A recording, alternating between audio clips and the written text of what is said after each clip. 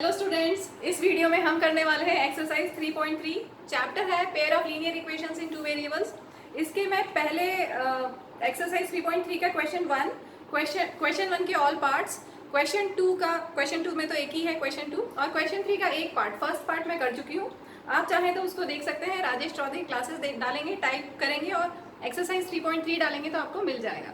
तो चलिए आज हम स्टार्ट करते हैं एक्सरसाइज 3.3 क्वेश्चन नंबर 3 के सेकेंड पार्ट से। तो बाकी सारे पार्ट्स आज मैं कंप्लीट करा दूंगी। क्वेश्चन है form the pair of linear equations for the following problems and find their solution bye substitution method.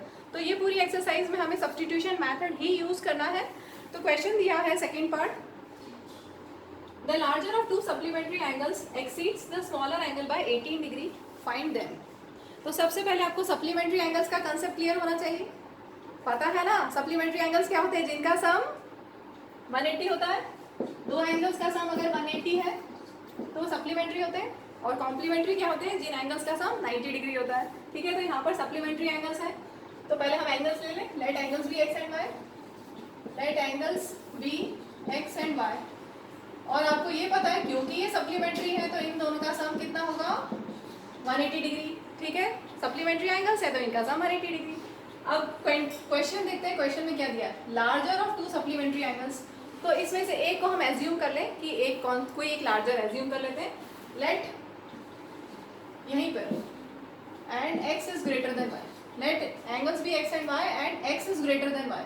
हमने ये एज्यूम कर लिया कि x ग्रेटर है। ठीक है, तो अब larger of to supplementary angles, ध्यान से देखो, larger of to supplementary angles मतलब x exceeds the smaller angle. x ज़्यादा है स्मॉलर एंगल से। कितना ज़्यादा है? 18 डिग्री। अगर ये इक्वेशन नहीं समझ में आई तो मैं एक एग्जांपल लेके समझाती हूँ। सपोज हमने लिखा 5 एक्सीड्स 2, 5 एक्सीड्स 2 मतलब 5 2 से ज़्यादा है। कितना ज़्यादा है? बाय 3। सोचो आप, 5 एक्सीड्स 2 मीन्स 5 2 से ज़्यादा है। कितना? 3 ज़्यादा है। ठीक है, 5 2 से ज़्यादा है। कितना? 3। तो क्या हुआ? 5 - 2 = 3, राइट। वैसे ही यहाँ पर larger angle exceeds the smaller one मतलब x - y is equal to given है इज 18 डिग्री। तो ये दो हमारी इक्वेशंस बन गई। अब हम यूज करेंगे सब्स्टिट्यूशन मेथड। तो कोई भी एक इक्वेशन ले लें और उससे दूसरा वेरिएबल निकाल लेते हैं हम। ठीक है, तो इक्वेशन 1 में मैंने x को एक्सप्रेस कर दिया इन टर्म्स ऑफ y। अब हम यहाँ पर x की वैल्यू जो हमें मिली है इसको सब्स्टिट्यूट करेंगे इन इक्वेशन 2।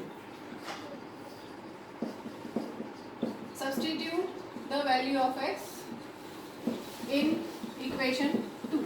तो इक्वेशन 2 हमारे पास है x - y = 18 डिग्री। x कितना है? x की जगह आपको क्या रखना है? 180 - y। x की जगह 180 - y as it is equal to 18 as it is. So 180 minus 1y will become -2y equal to 18 degree. So 180 - 18 equal to 2y। क्या किया हमने? 18 को हमने लेफ्ट साइड में शिफ्ट किया तो -18 हो गया, और -2y को हमने राइट साइड में शिफ्ट किया तो +2y हो गया। सब्ट्रैक्ट कर लेते हैं हम। 10 - 8 किया 2, 7 - 1 6। ठीक है, so 162 equal to 2y।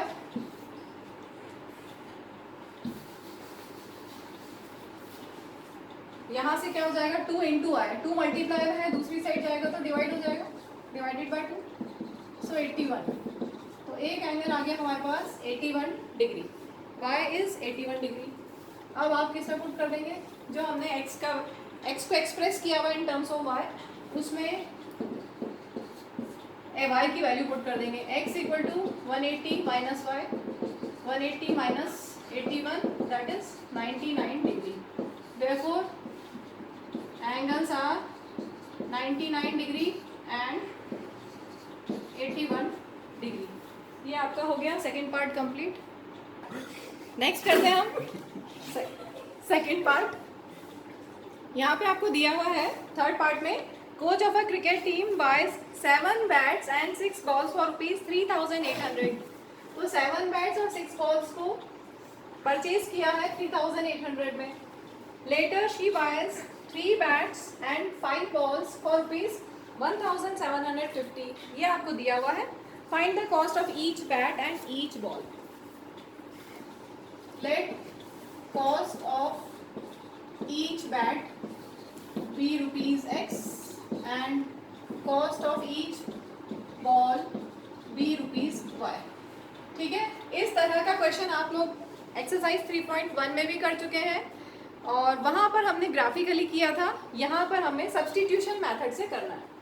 तो अगर एक बैट की कॉस्ट रुपीज x है तो 2 बैट्स की कितनी होगी 2x, 3 बैट की कितनी होगी 3x. ऐसे ही अगर आपके पास 7 बैट्स है तो कितनी कॉस्ट होगी 7x. क्लियर. एक बैट की कॉस्ट अगर रुपीज x है तो 2 बैट्स की कितनी होगी 2x, 3 बैट की 3x, 7 बैट की 7x.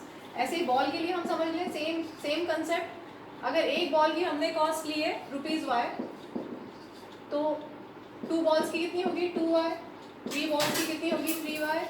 ऐसे ही 5 बॉल्स की कितनी होगी 5y और 6 बॉल्स की 6y. ठीक है, तो यहाँ से अब हम इक्वेशन बना सकते हैं. अकॉर्डिंग टू क्वेश्चन 7 बैट्स का कॉस्ट कितना हो, 7 बैट का कॉस्ट 7x एंड 6 बॉल्स का cost 6y is equal to 3800. Same ऐसे ही 3 बैट्स 5 बॉल्स इनका कॉस्ट है 1750. तो आपके पास इक्वेशन 1 और इक्वेशन 2 तैयार हो गया है. इक्वेशन 1 में से हम फर्दर सॉल्व करके या x की वैल्यू या y की वैल्यू निकाल लेते हैं. तो मैं ले रही हूँ 7x equal to 3800 minus 6y. ठीक है, ऐसा लिख सकते हैं हम 7x इक्वल टू ये प्लस 6y इधर जाएगा तो माइनस 6y हो जाएगा. ठीक है, अब देखो x को आप क्या लिख सकते हो 3800 minus 6y upon 7. Let this be equation number 3. अब ये जो हमने एक्सप्रेस कर दिया x in terms of y, इस वैल्यू को हम सब्स्टिट्यूट करेंगे in equation 2. Substitute the value of x in equation 2. Equation 2 हमारे पास है 3x plus 5y equal to 1750. ध्यान से देखिए यहाँ पर कुछ कैंसिल नहीं हो रहा तो हमें नॉर्मल मल्टीप्लिकेशन करना है. अपॉन 7 है यहाँ पर और 3 के साथ ये मल्टीप्लाई होगा. 3 8 जा 24, 2 कैरी करोगे 3 3 जा 9 10 11 और 3 6 जा 18 y plus 5y equal to 1750. इसके बाद यहाँ पर हमें एलसीएम लेना होगा. 7 और 1 का एलसीएम हो गया 7. ठीक है, यहाँ पर 7. अब यहाँ पर तो हो जाएगा 11400 माइनस 18y प्लस ये कितना हो जाएगा 7 5 जा 35y equal to 1750. Further solve करते हैं हम.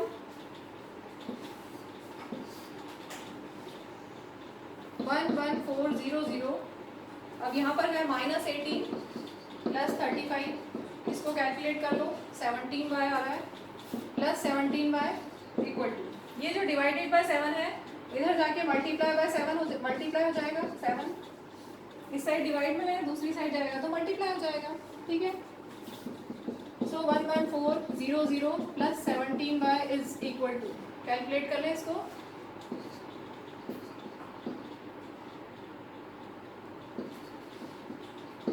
12250. So 17y is 12250 minus 11400. Subtract करेंगे 12250 minus 11400. Subtract करने से मिला 058 और यहाँ 17 मल्टीप्लाई में था. ठीक है, दूसरी साइड जाएगा तो 17 डिवाइड हो जाएगा और 17 5 85 और एक 0 और y की वैल्यू हमें मिल गई 50. अब इस y की वैल्यू 50 को हम पुट कर देंगे इक्वेशन 3 में और x की वैल्यू मिल जाएगी हमें. ठीक है, मैं यहाँ पे कर रही हूँ. इक्वेशन 3 हम लिखेंगे x equal to 3800 minus 6y upon 7. y कितना है 50. So this will become 3800 minus 6 टाइज़र 30 हो गया, 300 अपॉन 7 कैलकुलेट कर लेते हैं, कैंसिल करेंगे। सो x इक्वल टू 7 5 35 और ये 2 0, तो x आ गया 500 रुपीज़, मतलब cost of each bat, cost of bat rupees 500 and cost of one ball is rupees 50। ये आपका क्वेश्चन कंप्लीट हो गया। Next question, fourth part, the taxi charges in a city consist of fixed charge together with charge for the distance cover. तो हमने fix charge को ले लिया x rupees और चार्ज पर किलोमीटर ले लिया ₹y।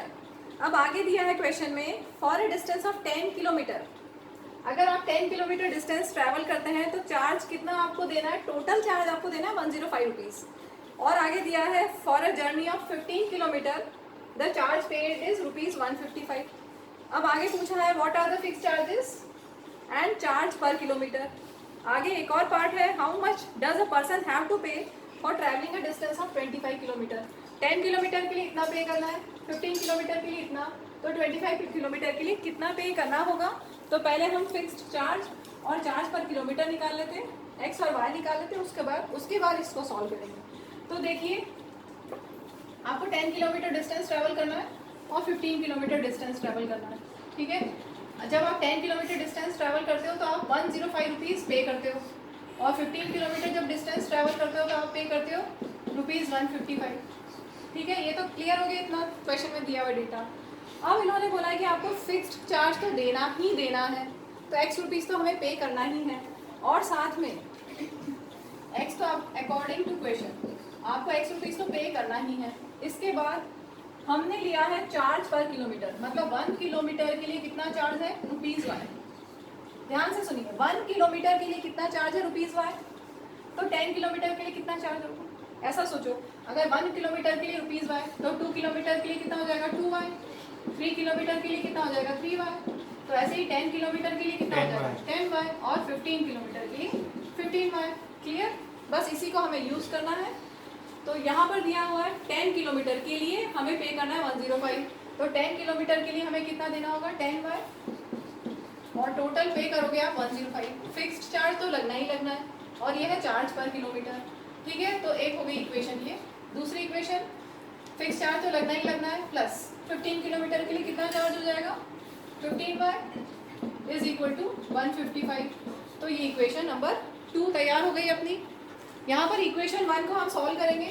इक्वेशन 1 में से x निकाल लेते हैं, 105 माइनस 10y लिख सकते हैं ऐसा, लेट दिस बी इक्वेशन 3। अब इस x की वैल्यू को हम सब्सटीट्यूट करेंगे इन इक्वेशन 2।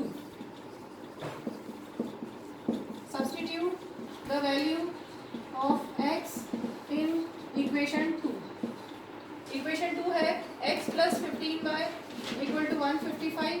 अब आपको x की जगह क्या पुट करना है, ये 105 माइनस 10y, ये हो गया x plus 15y as it is equal to 155 as it is. Solve करते हैं, माइनस 10y प्लस 15y हो गया प्लस 5y इक्वल टू 155। सो 105 ये 155, अच्छा ऐसा करते हैं 5y को यहीं रहने देते हैं 155, और 105 की साइड चेंज करेंगे तो माइनस 105 हो जाएगा, ठीक है। सो 5y इक्वल टू सब्ट्रैक्ट कर लो 0 5 50, सो y इक्वल टू 10। y हमें मिल गया 10। अब इक्वेशन 3 में पुट कर देते हैं तो x निकल जाएगा। Equation 3 is x 105 minus 10y, 105 minus 10 into y, that is 5.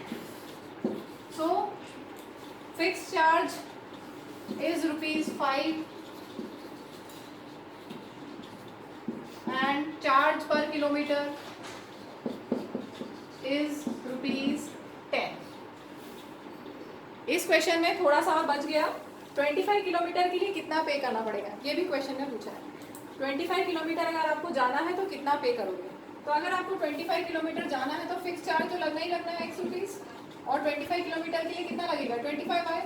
जैसे हमने पढ़ा था 10 किलोमीटर के लिए 10y, 15 किलोमीटर के लिए 15y, वैसे 25 किलोमीटर अगर आपको जाना है तो 25y, ठीक है। तो कितना पे करोगे, कितना होगा ये फाइंड करना है। 25 किलोमीटर डिस्टेंस ट्रैवल करोगे तो कितना पे करोगे, fix charge plus charge per kilometre के हिसाब से। अब वैल्यूज ले लेते हैं। हमारे पास x कितना आया, ₹5, ठीक है। ये हमारे पास है ₹5, x5 प्लस 25 इंटू वाई कितना था, ₹10। सॉल्व कर लो, 25 इंटू 10 250, तो ये आ गया ₹255। हमें 25 किलोमीटर ट्रैवल करने के लिए ₹255 पे करना होगा। Next part, fifth, a fraction becomes 9/11 if 2 is added to both the numerator and denominator. Fraction 9/11 हो जाएगा if 2 is added to both numerator and denominator, and it becomes 5/6 if 3 is added to both numerator and denominator. Find the fraction. तो fraction में हम x और y ले लें। let numerator be x, let numerator be x and denominator be y. तो fraction क्या हो जाएगा, fraction will B x upon y, ठीक है। अब यहाँ पर देखो क्वेश्चन में क्या दिया है। According to question, if 2 is added to numerator, numerator था x, उसमें 2 ऐड किया, और डिनोमिनेटर में, डिनोमिनेटर था y, उसमें भी 2 ऐड किया, तो फ्रैक्शन बिकम्स 9/11। समझ में आया। अगर न्यूमरेटर में 2 ऐड किया, डिनोमिनेटर में भी 2 ऐड किया, तो फ्रैक्शन बिकम्स 9/11। इसको सॉल्व कर लेते हैं। पहले क्रॉस मल्टीप्लाई कर लें, ये 11 इधर और y + 2 इधर।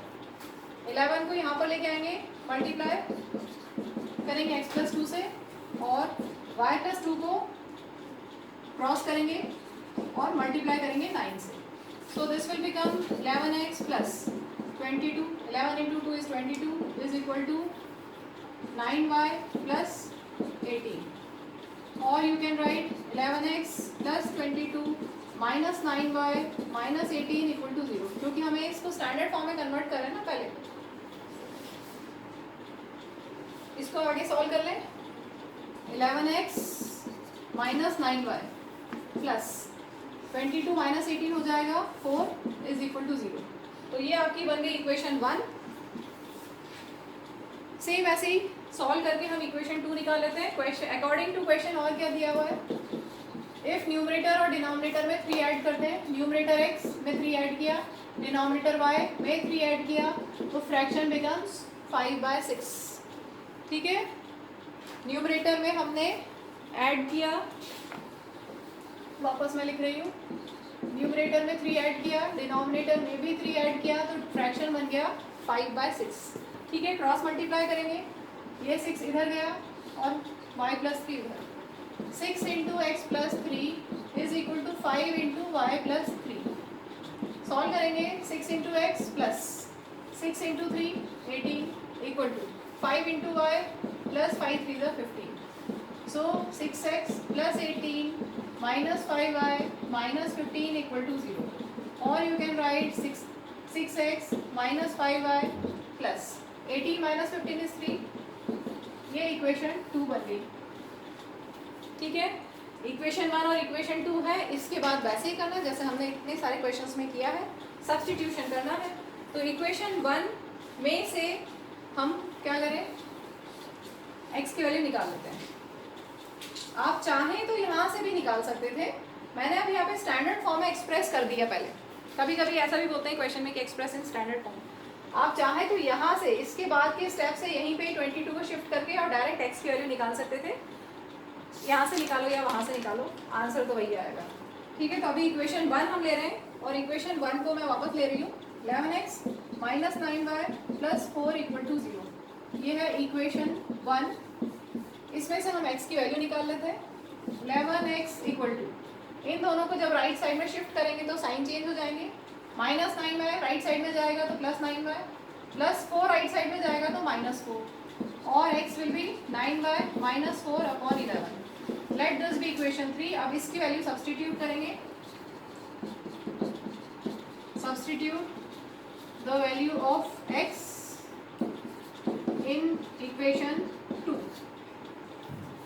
इक्वेशन 2 हमारे पास है 6x minus 5y plus 3 equal to 0। यहाँ पर जहाँ x है वहाँ हमें लेना है 9y minus 4 upon 11। 6 into 9y minus 4/11 minus 5y plus 3 equal to 0। ठीक है, ये कैंसिल नहीं हो रहा है, इसका मतलब हमें आगे सॉल्व करना है। न्यूमरेटर्स मल्टीप्लाई करते हैं हम, 6 9 ज़ा 54, फिर 6 4 ज़ा 24 upon 11 minus 5y plus 3 equal to 0। या ऐसा कर सकते हो आप, ये इन दोनों की साइड चेंज कर सकते हो। माइनस 5y को राइट साइड पे ले जाते हैं तो प्लस 5y हो जाएगा, और प्लस 3 को इधर ले जाते हैं तो माइनस 3 हो जाएगा। या एलसीएम लेके ऐसे ही सॉल्व कर लें, इसको ऐसा करते हैं काम, 5y को यहीं रहने दो, माइनस 5y यहीं रहने दो, और 3 को शिफ्ट कर देते हैं तो माइनस 3 हो जाएगा। ठीक है, देखो चाहो तो दोनों को शिफ्ट कर दो, चाहे एक को शिफ्ट करो, किसी भी तरह से आप कर सकते हैं। इस क्वेश्चन को कंप्लीट करते हैं हम।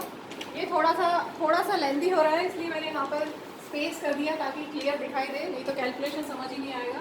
तो हमने इक्वेशन 3 से वैल्यू पुट करके x की इक्वेशन 2 में रखी और उसको सॉल्व करके हम यहाँ तक पहुँच गए थे। ठीक है, इसके आगे सॉल्व करते हैं। यहाँ पर एलसीएम ले लें हम, 11 और 1 का एलसीएम हो जाएगा 11। ठीक है, इसको सॉल्व करते हैं। 54y माइनस 24 और ये माइनस 11 5 ज़ा 55y is equal to minus 3। देखिए 54y minus 55y like terms कितना हो जाएगा, minus 1y minus 24 upon 11 equal to minus 3। अब ये डिवीजन में जो 11 है साइड चेंज करेंगे तो मल्टीप्लाई हो जाएगा। So minus y minus 24 equal to minus 33 और minus y equal to minus 33 plus 24। So minus y equal to minus 9 और वाई इक्वल टू 9। ठीक है, ये हो गया y। अब हम इसकी वैल्यू पुट करते हैं, y इक्वल टू 9 इक्वेशन 3 में पुट कर देते हैं। 9 into y minus 4 upon 11, 9 9 81 minus 4 by 11 77 by 11। So x equal to 7। ये आपके पास आ गया। तो फ्रैक्शन क्या होगा, फ्रैक्शन हमारा था x upon y, so fraction will be 7 upon 9। ये रिक्वायर्ड आंसर है, required fraction is 7 upon 9। Next question, last question of this video, last question of this exercise.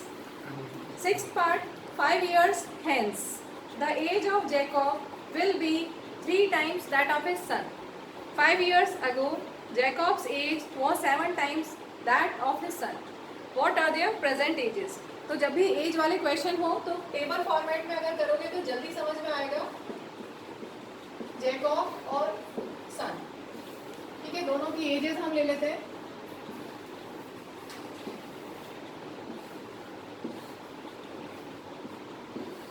Present as को हम बीच में लेते हैं।